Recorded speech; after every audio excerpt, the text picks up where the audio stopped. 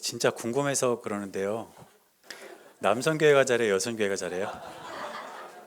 네? 여선교회요? 남선교회요? 네. 둘 다 잘해요? 네, 감사합니다. 우리 귀한 찬양 감사합니다. 이렇게 한 번의 찬양을 위해서 오랜 시간 준비하시는 게 쉽지 않는데 정말 감사를 드립니다. 우리 옆에 계신 분들과 함께 인사하겠습니다. 오늘은 이렇게 인사할 거예요. 메리 크리스마스 인사하겠습니다.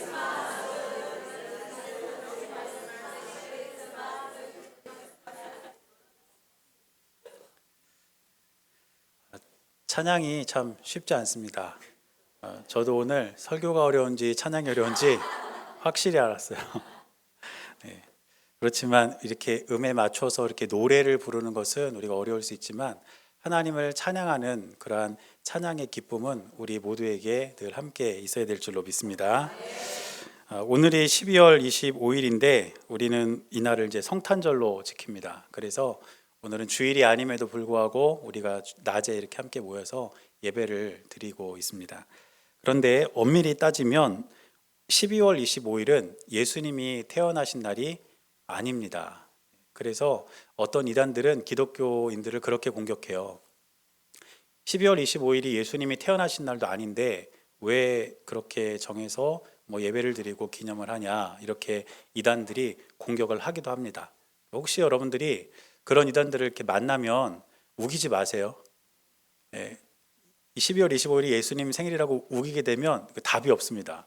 왜냐하면 아니거든요. 아닙니다. 여러 가지 설이 있어요. 왜 12월 25일을 이제 성탄절로 지키는지를 여러 가지 그런 설들이 있지만 분명한 것은 예수님이 태어나신 날은 아니라는 거예요. 그런데 가만히 생각을 해보면 예수님이 태어나신 날이 중요한 게 아니고 예수님이 태어나셨다는 사실이 중요합니다. 여러분들도 다 생일이 있으시죠? 저도 생일이 있습니다. 그런데 제가 제 생일을 알고 있지만 제가 그날 태어났는지 안 태어났는지는 사실 모르겠어요. 제가 태어났더니 그 분만실에 달력이 없더라고요. 그래서 제가 확인을 못했거든요. 그날이 며칠인지. 근데 이제 크다 보니까 저희 부모님이 네 생일은 이때다 이렇게 알려주셔가지고 그냥 그때가 제 생일인지 알고 지금까지 사는 거예요. 사실은 진짜인지 아닌지 모르는 거죠. 근데 중요한 건 제가 태어났다는 것, 내가 살고 있다는 것, 그겁니다. 여러분들도 날짜 다 확인 못 하셨죠? 태어나실 때. 생일이 중요한 게 아니라 살고 있다는 것이 중요합니다. 마찬가지로 예수님이 12월 25일에 태어나셨다 아니다, 이런 소모적인 논쟁은 불필요해요. 가장 중요한 것은 예수님께서 이 땅에 오셨고 그 예수님을 믿는 믿음으로 저와 여러분들이 구원을 받고 하나님의 자녀가 되었다는 그 사실이 더욱더 중요하고 귀한 일인 줄로 믿습니다. 그런데 오늘 말씀을 보면 예수님이 이 땅에 오시는 이 거룩한 장면에 요셉과 마리아라는 사람이 등장을 합니다. 그리고 우리는 이 요셉과 마리아 그리고 예수님을 통해서 이 시대를 살아가는 우리가 이 땅에 오신 예수님을 어떻게 믿고 따라가야 될지 몇 가지 교훈을 살펴볼 수가 있습니다. 오늘 우리가 본문을 마태복음 본문을 읽었는데 예수님이 태어나신 이야기는 마태복음과 함께 누가복음에도 기록이 되어 있습니다. 그런데 관점이 조금 달라요. 오늘 우리가 읽은 마태복음은 요셉의 관점에서 기록이 되어 있습니다. 그런데 누가복음은 마리아의 관점에서 기록이 되어 있습니다. 그래서 먼저 우리가 마리아를 통해서 살펴볼 것은 무엇이냐면 이 마리아는 순종의 본이 되었다는 것입니다. 오늘 우리가 읽은 마태복음과 달리 누가복음에는 이제 마리아의 관점에서 예수님 탄생 이야기가 기록되어 있는데 누가복음 1장 26절에서 38절까지 그 내용이 기록이 되어 있습니다. 그런데 그 이야기를 쭉 이렇게 읽어보면 요셉과 함께 행복한 결혼 생활을 꿈꾸고 있던 마리아에게 엄청난 소식이 찾아오게 됩니다. 그 소식은 무엇이냐면 메시아를 잉태하게 될 것이라는 겁니다. 유대인의 결혼 풍습은 조금 이따 한 번 더 말씀드리겠지만 조금 다릅니다. 그래서 일단 약혼을 하면, 정혼을 하면 법적으로는 부부가 되지만 약 1년간의 시간 동안 남자와 여자가 서로 따로 떨어져서 살게 됩니다.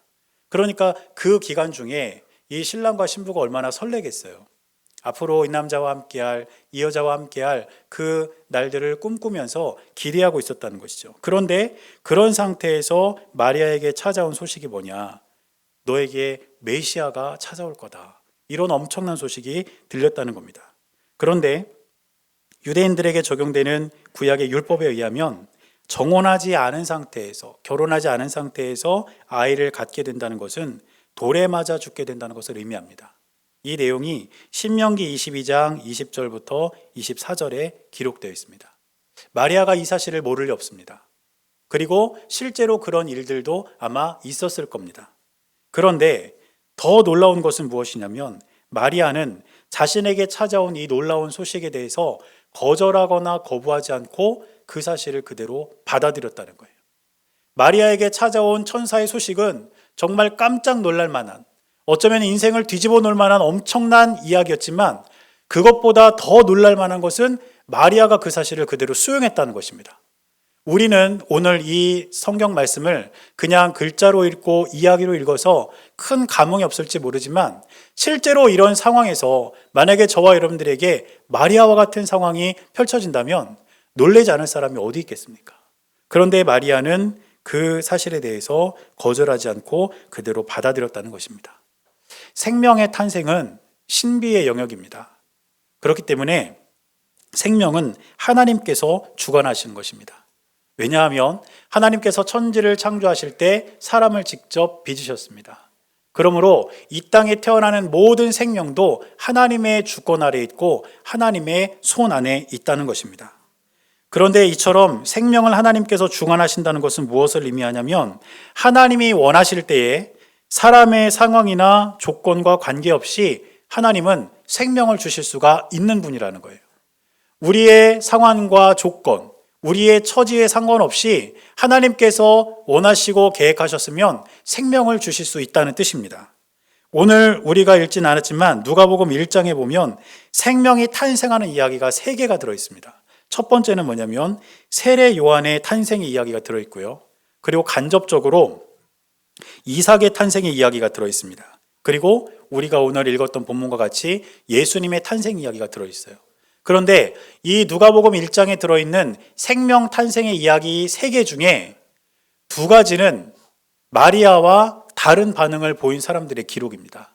첫째로 세례 요한이 탄생할 때에 사가랴가 어떻게 이야기했냐면 누가복음 1장 18절 보니까 천사에게 이렇게 말합니다. 사가랴가 천사에게 이르되 내가 이것을 어떻게 알리요? 내가 늙고 아내도 나이가 많으니이다. 무슨 뜻일까요? 천사가 사가랴에게 찾아와서 너에게 아이가 있을 것이다. 이름을 요한이라 해라. 그렇게 이야기를 해줬습니다. 그런데 그때 사가랴는 그 이야기를 듣고 부정을 한 거예요. 어떻게 이런 일이 우리에게 있을 수 있습니까? 내 아내도 나이가 많고 나도 나이가 많은데 어떻게 우리에게 아들이 있을 수 있겠단 말입니까? 그것은 있을 수 없는 일입니다. 이렇게 부정적인 이야기를 했다는 것입니다. 2번째는 누가복음 1장 37절 말씀을 보면 천사가 이렇게 이야기합니다. 대저 하나님의 모든 말씀은 능하지 못하심이 없느니라. 이렇게 이제 이야기를 했는데 이 말이 어떤 말이냐면 창세기 18장 14절의 인용입니다. 그러니까 천사가 예수님 탄생을 이야기하면서 창세기에 있는 하나님의 말씀을 그대로 갖다가 인용한 거예요. 그럼 창세기 18장 14절은 어떤 내용이냐? 여러분들이 아시는 것처럼 하나님께서 아브라함과 사라에게 아들을 약속하시는 그런 장면이 창세기 18장에 나옵니다. 그때도 역시 아브라함도 부정적 아니었습니까? 내 아내도 이미 나이가 많고 나도 나이가 많습니다. 이러면서 아들을 주시겠다는 하나님의 말씀에 부정적인 반응을 보였고 사라는 이 이야기를 듣고 뒤에서 웃었습니다. 이 웃음은 허무하고 비웃는 듯한 그런 웃음이에요. 아니 어떻게 내가 이 나이에 아들을 낳아? 이런 의미의 웃음이었다는 것이죠. 그런데 그런 아브라함에게 하나님께서 말씀하신 것이 무엇이냐면 하나님의 모든 말씀은 능하심이 없느니라. 하나님이 하시면 된다. 이것이 바로 아브라함에게 주신 하나님의 말씀이었고 이삭의 탄생이 그렇게 이루어졌습니다. 그런데 세례 요한의 탄생과 관련된 사가랴나 이삭의 탄생과 관련된 아브라함과 사라와는 달리 마리아는 예수님의 탄생에 대해서 어떻게 이야기했냐면 누가복음 1장 38절 보니까 마리아가 이렇게 말합니다. 마리아가 이르되 주의 여종이오니 말씀대로 내게 이루어지이다 하매 천사가 떠나가니라. 이 3가지 이야기 전부 다 사람의 상황과 이성이나 사람의 지식으로는 생명을 기대할 수 없는 상황이었습니다. 그럼에도 불구하고 사가랴와 아브라함은 그 사실을 부정했지만 마리아는 말씀대로 내게 이루어지이다. 하나님의 말씀하시면 그대로 될 것이고 그것이 내 삶 가운데 이루어진다면 내가 기꺼이 그 사실을 받아들이겠다고 그렇게 이야기했다는 것입니다. 마리아는 믿음으로 반응했고 순종으로 그 믿음을 증명했습니다. 저와 여러분들의 삶 가운데 우리는 하나님께서 하시는 말씀에 대해서 믿음으로 반응하고 순종으로 그 믿음을 증명하면서 주님의 뜻을 이루어갈 수 있는 저와 여러분들의 삶이 될 수 있기를 바랍니다. 그래서 마리아에게 있어서 가장 큰 기쁨이 무엇이었냐면 하나님의 말씀이 나를 통해서 이루어지는 것. 이것이 마리아의 기쁨이었고 마리아의 소원이었다는 것입니다. 제가 어렸을 때 학교 이렇게 다닐 때, 초등학교 다닐 때 너 소원이 뭐야 하고 옆구리 쿡 찌르면 나오는 말이 있었어요. 여러분들은 어떤 게 소원이셨나요? 저는 통일이었습니다. 우리의 소원은 통일, 꿈에도 소원은 통일. 학교에서 막 노래도 가르쳐주고 그랬잖아요. 그렇죠? 그래서 옆에 지나가다 누가 야, 너 소원이 뭐야? 그럼 우리 통일이라고. 아무 생각도 없이 그냥 옆구리 쿡 찌르면 나오는 게 통일이었어요. 내 소원은 무조건 통일이다. 근데 요즘에는 또 안 그런 것 같아요. 정책이 바뀌었는지 제가 저희 아이한테 소원이 뭐냐고 이렇게 물어봤더니 통일 얘기는 안 나오더라고요. 그런데 우리에게는 소원이 있습니다. 누구나. 그런데 우리가 정말 하나님 앞에서의 신앙적인 깊은 소원이 있다면 우리가 하나님을 기쁘시게 해드리는 것, 그것이 우리의 소원이 되어야 되지 않을까요? 어떤 모습으로든지 간에 우리가 하나님의 기쁨이 되는 것, 그것이 바로 저와 여러분들의 소원이 되어야 될 줄로 믿습니다. 그런데 하나님께서 언제 기뻐하시냐? 하나님의 말씀이 내 삶을 통해 이루어질 때, 우리 주님께서 저와 여러분들 가운데 각각 주어진 그 하나님의 뜻이 우리의 삶을 통해 아름답게 드러나고 이루어질 때에 우리 주님은 우리의 삶을 통해 영광 받으실 것이고 우리는 주님의 도구로 쓰임받는 귀하고 복된 삶이 될 줄로 믿습니다. 그래서 우리 모두에게 마리아와 같은 순종으로 말미암아 하나님을 기쁘시게 해드리는, 그리고 주님의 소원을 이루어드리는 큰 은혜가 우리 모두에게 있게 되시기를 주님의 이름으로 간절히 축원합니다. 두 번째는 요셉입니다. 이 요셉을 통해서 우리가 알 수 있는 것은 무엇이냐면 참된 정의를 이루었다는 것입니다. 요셉에게도 역시 마리아와 같은 동일한 소식이 찾아왔습니다. 마리아처럼 아마 요셉도 마리아와 함께할 그런 행복한 결혼 생활을 꿈꾸고 있었을 거예요. 유대인들의 결혼 풍습은 조금 독특합니다. 처음에 이제 남자와 여자가 서로 결혼하기로 이렇게 약속을 하면 거기서 법적인 부부의 효력을 바로 가질 수가 있어요. 그런데 그날부터 같이 이렇게 사는 게 아니고 떨어져서 살게 됩니다. 1년 동안 떨어지게 되는데 여자는 자기 친정으로 다시 돌아가요. 그리고 남자는 다시 자신이 사는 대로 이렇게 돌아갑니다. 그런 다음에 뭘 하느냐? 여자는 이제 신부 수업을 받습니다. 어떤 수업을 받을까요? 여자는 요리, 네, 또 어떤 수업을 받을까요? 바느질, 네. 이런, 그러니까 살면서 필요한 것들, 그런 것들을 이제 여자는 수업을 받고요. 남자는 그럼 뭐 할까요? 돈 벌어요. 네. 맞아요. 돈 벌어요, 남자는. 네. 남자는 여자를 데려와서 같이 이제 살 수 있는 여건을 마련합니다. 그 기간이 이제 보통 한 1년 정도 되는 기간이에요. 그런데 이 1년이 지난 다음에 남자가 날짜를 정해놓고 오지 않아요. 한 1년 정도 있다가 올 거다. 그러니까 이런 기대만 갖고 있는 거예요. 그러면 신부의 입장에서는 가슴이 설렐까요? 설레지 않을까요? 엄청 설레겠죠. 그때 결혼했던, 그때 정혼했던 내 남편이 언제 나를 데리러 올까? 물론 이제 1년이라는 시간이 차차 갈 때까지는 그런 설렘이 덜하겠지만 1년이 딱 되는 순간부터 오늘 오려나? 내일 오려나? 계속 그렇게 마음이 설렐 거 아니에요. 그런 행복한 꿈을 꾸고 있는 그런 상황이었단 말입니다. 그리고 요셉 역시 내가 언제 마리아에게 찾아가면 마리아가 가장 기분 좋을까? 내가 어떻게 찾아가면 깜짝 놀라면서 나를 반겨줄까? 이런 상상에 아마 일하는 것도 힘들지 않았을 거예요. 그렇게 살아가고 있던 어느 날 요셉에게도 역시 엄청난 소식이 전해지는데 마리아가 임신을 하게 되었다는 거예요. 이 사실을 알게 된 요셉은 어떻게 했냐면 마리아를 덮어주고 그 상황을 정리하려고 했습니다. 그래서 오늘 우리가 읽은 본문의 19절 말씀 보니까 이렇게 기록하고 있습니다. 그의 남편 요셉은 의로운 사람이라 그를 드러내지 아니하고 가만히 끊고자 하여.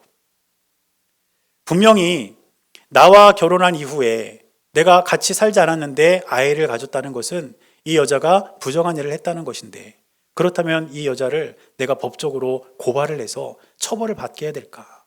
아마 요셉도 생각을 하지 않을 수 없었을 것입니다. 그런데 요셉의 선택은 무엇이냐면 그것을 드러내지 아니하고 가만히 끊고자 하면서 그 상황을 정리해버리려고 했다는 것이죠. 그리고 그런 요셉을 향해서 성경은 뭐라고 기록하냐면 의로운 사람 이렇게 부릅니다. 그런데 지극히 세상적인 관점으로 볼 때 요셉은 의로운 사람이 아니라 바보입니다. 바보. 왜 그럴까요? 자신에게 엄청난 상처를 주고 엄청난 아픔을 준 그 마리아를 그냥 덮어줬다는 거예요. 그런데 오늘 이 요셉의 이야기를 우리가 읽어보면서 우리가 주목해야 할 단어 한 가지가 있는데 그것이 무엇이냐면 20절 앞에 있는 단어입니다. 오늘 우리가 읽은 본문의 20절 맨 앞에 보면 이 일을 생각할 때에 이렇게 나옵니다. 이 일을 생각할 때에. 지금 요셉은 열심히 일하던 중에 마리아가 임신했다는 소식을 들었어요. 그리고 그 일을 생각했다는 것이죠. 그런데 이 생각했다라는 이 단어가 성경 원어에 기록된 단어는 어떤 단어냐면 엔수메오마이 이런 원어 단어를 쓰는데 이 원어 단어의 뜻이 두 가지가 있습니다. 한 가지는 뭐냐? 깊이 숙고하다. 그러니까 요셉은 이 일어난 일에 대해서 깊이 생각하는 거예요. 도대체 어떻게 된 일일까? 나를 그렇게 사랑한다고 얘기했던 마리아가 왜 그랬을까? 이런 일들을 깊이 생각하는 거예요. 그런데 이 단어에 담겨 있는 또 하나의 의미가 무엇이냐면 분노하다라는 뜻이 있습니다. 분노하다. 요셉은 이 상황에 대해서 그냥 넘어간 것처럼, 그래서 사람 좋은 어떤 동네 아저씨처럼 우리에게 보여지지만 사실은 요셉의 이 마음에는 사람이 누구나 가질 수 있는 분노가 아마 가득 차 있었을 것이란 말입니다. 사람에 대한 배신감, 깨진 미래에 대한 좌절감, 이러한 것들이 아마 요셉으로 하여금 분노하게 만들었을 것이라는 뜻이죠. 그런데 요셉의 의로움은 단지 그 상황을 덮어주고 그냥 그 상황을 정리하려고 했다는 것에서 이 요셉의 의로움이 드러나는 것이 아니라 자신 안에 있는 이 분노를 은혜로 바꿀 줄 아는 사람이 요셉이었기 때문에 요셉이 의로운 사람으로 우리에게 전해지고 있다는 것입니다. 요셉은 이 상황에 대해서 분노하고 깊이 좌절했지만 하나님의 말씀과 또 마리아에 대한 사랑으로 인간적인 분노를 꺾어내고 은혜로 그 상황을 바꿀 줄 아는 사람이었습니다. 우리들도 살아가다 보면 분노할 일이 왜 없겠습니까? 여러 가지 일들로 인해서 내 마음에 분노가 차오르기도 하고 화가 나기도 하고 때로는 깊은 좌절을 경험하기도 합니다. 그것이 우리가 살아가는 삶의 모습 아닙니까? 그래서 우리가 살아가는 이 시대를 바라보면서 분노 조절 장애 이런 말도 쓰고 있습니다. 이처럼 분노와 화는 우리의 삶에 아주 깊이 뿌리박고 있는 인간 삶의 한 모습이라는 것이죠. 그런데 우리가 정말 요셉과 같은 의로운 사람, 하나님 앞에서 진실한 사람으로 서기 위해서는 우리 안에 있는 이 분노를 은혜로 바꿀 수 있는 힘을 가진 사람, 그 사람이 바로 주님 앞에 진실하게 설 수 있는 참된 의인임을 우리는 기억할 수 있게 되시기를 바랍니다. 저는 저와 여러분들의 삶에 어떠한 분노와 화가 일어나더라도 그것을 은혜로 바꿀 수 있는 지혜와 능력이 있게 되시기를 바랍니다. 그래서 요셉과 같이 의로운 모습으로 주님 앞에서 늘 승리할 수 있는 우리 모두의 삶이 될 수 있기를 주님의 이름으로 간절히 축원합니다. 마지막으로 예수님을 통해서 우리가 이해할 수 있는 것은 무엇이냐면 임마누엘을 우리 주님께서 성취하셨다는 것입니다. 하나님의 함께하심, 이것은 성경의 굉장히 중요한 주제입니다. 그래서 하나님께서는 태초 이래로 하나님의 백성들과 언제나 함께하신다는 사실을 계속해서 말씀해 주셨어요. 처음에는 직접 말씀하셨고 그 다음에는 족장을 통해서, 그런 다음에는 하나님께서 세우신 선지자들을 통해서, 예언자들을 통해서 하나님께서 계속해서 내가 너희와 함께한다, 함께한다 항상 말씀해 주셨습니다. 그런데 문제는 이 사실에 대해서 사람들이 간과하거나 별로 중요하게 생각하지 않고 있었다는 거예요. 그러면서 역사는 흘러갔고 하나님은 마지막 선택을 하시게 되는데 그것이 무엇이냐면 내가 이 백성들과 함께하고 있다는 이 증거를 직접 보여줘야 되겠다. 그래서 우리에게 예수 그리스도를 보내주시면서 그 이름을 임마누엘이라 하라고 말씀하셨습니다. 임마누엘이라는 말은 우리가 이미 잘 알고 있지 않습니까? 하나님이 우리와 함께 계신다. 사랑하는 여러분, 아기 예수님이 탄생하신 오늘 우리가 이 기쁜 예배를 드리면서 하나님께서 저와 여러분들에게 늘 함께 하신다는 사실을 잊지 않고 믿음으로 삶을 살아가는 저와 여러분들의 삶이 될 수 있기를 바랍니다. 그래서 오늘 본문의 1장 23절 보니까 이 임마누엘에 대한 해석, 하나님이 우리와 함께 계신다, 이 말을 기록하고 있는데, 마태는 이 임마누엘이라는 것을 지속적으로 강조하면서 이 복음서에서 굉장히 중요하게 다루는 개념으로 이 말을 쓰고 있습니다. 그래서 마태복음 28장 20절 말씀을 보면 마태는 복음서를 쓰면서 예수님의 말씀을 이렇게 정하는데, 내가 너희와 함께 있으리라. 예수님께서 승찬하면서 남기신 말씀입니다. 그런데 마태는 의도적으로 마태복음 1장 23절에 있는 하나님이 우리와 함께 계신다, 이 문장 구조와 마태복음 28장 20절에 기록되어 있는 내가 너희와 함께 있으리라, 이 문장 구조를 의도적으로 똑같이 만들어 놨어요. 마태복음의 첫 시작도 하나님 우리와 함께 계신다는 것이고, 마태복음의 마지막도 하나님께서 우리와 함께 계신다는 의미로 똑같은 문장 구조를 썼다는 것입니다. 이것이 의미하는 게 뭘까요? 하나님께서 우리와 함께 하신다는 증거로 보내주신 예수님께서는 세상 끝날까지 우리와 함께 하시겠다고 약속하셨습니다. 그렇다면 태초부터 시작된 하나님의 함께 하심은 어느 순간에서 중단되거나 멈추는 것이 아니라 영원히 함께 하신다는 것입니다. 오늘 이 순간도, 그리고 앞으로 영원히 우리 하나님께서 저와 여러분들 가운데 함께 하시며 우리의 삶을 지키신다는 것을 기억하고 날마다 믿음으로 살아내는 저와 여러분들의 삶이 우리 모두에게 있게 되시기를 주님의 이름으로 간절히 축원합니다.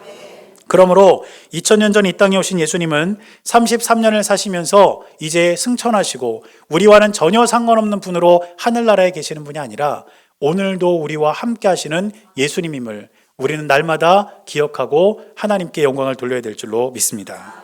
제가 성탄절 예배를 준비하면서 또 이리저리 다니면서 이제 보니까 어떤 교회에서는 성탄 축하 예배 이렇게 현수막을 걸기도 했더라고요. 또 아기 예수의 탄생을 축하합니다 이렇게 했더라고요.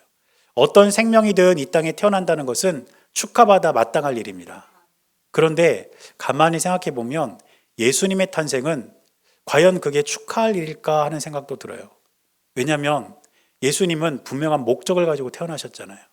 그 목적이 무엇일까요? 십자가입니다.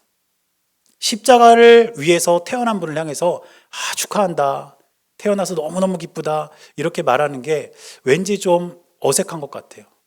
그래서 저는 우리 성탄절 예배를 준비하면서 성탄 축하 예배 대신 성탄 감사 예배, 우리를 위해 이 땅에 오신 예수님 감사합니다. 예수님이 안 계셨으면 우리는 영원히 지옥에 갈 수밖에 없는 사람들이었을 텐데 예수님 때문에 우리가 하나님 자녀가 되었습니다. 그래서 오늘 우리가 이 예배를 드리면서 우리를 위해 이 땅에 오신 예수님께 다시 한번 감사하고 그 예수님께 대한 믿음을 우리가 다시 한번 우리 마음 가운데 심고 우리가 하루하루를 주님과 동행하며 살아갈 수 있는 귀한 은혜가 우리 모두에게 있게 되시기를 주님의 이름으로 간절히 축원합니다. 기도하겠습니다. 사랑하는 하나님, 하나님의 은혜와 사랑이 우리 가운데 있음을 기억합니다. 예수님께서 우리를 위해 이 땅에 오신 오늘 기쁜 마음으로 주님의 이름을 찬양하며 예배하는 사랑하는 주의 백성들의 모든 삶 가운데 찾아와 주셔서 하나님의 은혜를 부어주시고 날마다 믿음으로 살아갈 수 있도록 주님 함께하여 주시옵소서.